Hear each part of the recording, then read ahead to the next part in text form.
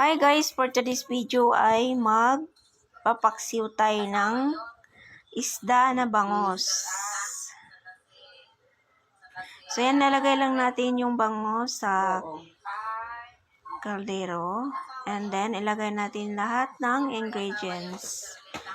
The tomato, the onions, ginger, soy sauce, vinegar, like that. Ayan, tingnan lang ninyo guys.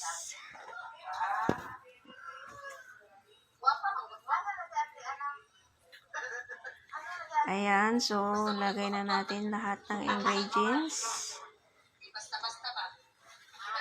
Ayan, hiwa lang natin yung onions. Ayan, step by step. Ito sa likod. Lagay sa likod. Sinsya na kayo guys, may background maingay. May lab, saan nilagay yung mukha sa likod? May nagla-live. And the next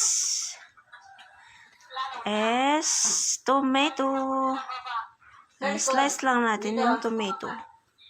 Tapos dito, ang saman. Yan. And then Nangahulog na tayo lahat. soy sauce. Namatay akong live. Yan, tsansa lang yan guys. Lahat. And then vinegar. And then syempre, Lahat tayo lahat. hindi mawawala yung ating magic. Magic sarap. Ayan, pangpalasa.